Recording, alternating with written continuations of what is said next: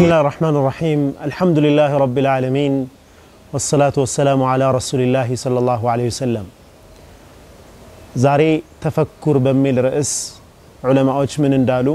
حكماء من اندالو نعلم تفكر مالت ماستنتن سل الله سبحانه وتعالى فطران رقاب على منفس بتشا هونو ماستنتن يلباتش اللاي من عينت تسنو بقو تسنو اندالو አሁንም ابن عطاء الله السكندري الحكم يميل كتاباتشو لا من يلالو ما نفع القلب مثل عزلة يدخل بها ميدان فكرة للب تقامي هنا نجر عليهم ويم تقامي نجر يلم لبن يميتقم نجر يلم بتشاون هونو بفكر علم بماستوال بماستنتن على مستندمهون لبن يميتقم نجر يلم يلالو ልቦቻችን ዝገት ሊያጋጥማቸው በወንጀል ሊከበቡ በጣም ከአላህ የመራቅ ስሜት ውስጥ ሊሆኑ ይችላሉ ነገር ግን ረጋ ብሎ ብቻ ሆኖ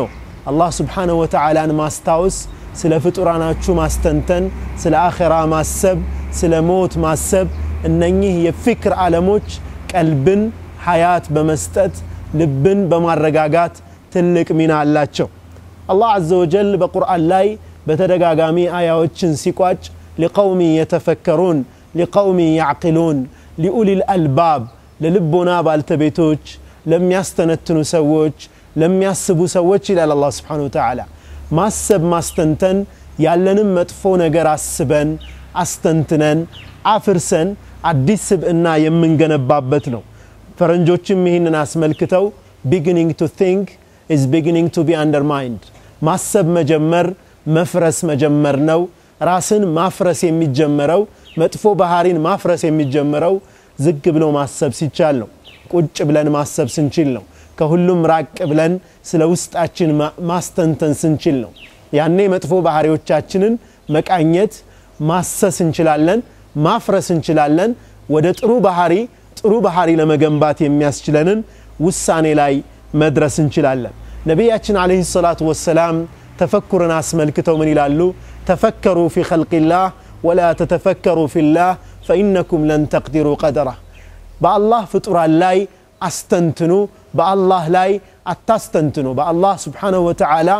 ማንነት ላይ እሱ ከገለጸልን ውጭ ልናቀው አንችልም ምክንያቱም አትችሉትምና ይላሉ ነብያችን ሰለላሁ ዐለይሂ ወሰለም ፍጡራኑን ማስተንተን ግን አላህን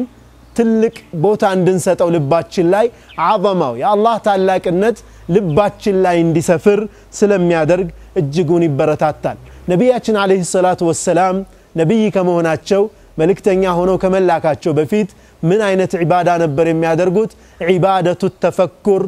ብቻቸውን ሆነው ተለይተው ከህዝብ ጋር ሒራ ውስጥ ብቻቸውን ሆነው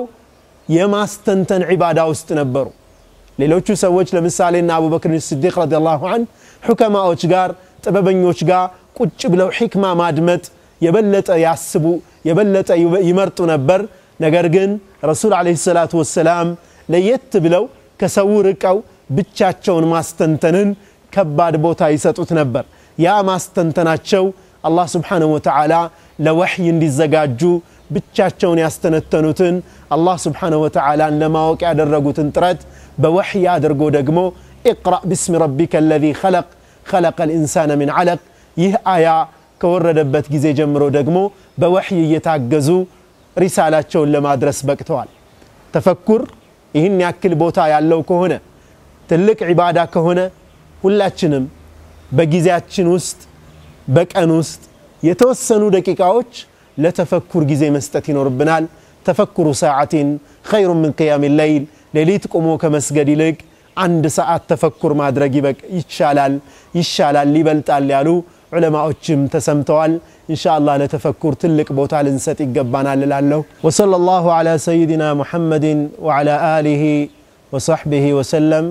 والسلام عليكم ورحمة الله وبركاته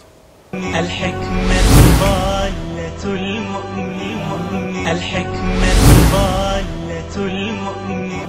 الحكمة ضالة المؤمن الحكمة ضالة المؤمن الحكمة ضالة المؤمن الحكمة ضالة المؤمن الحكمة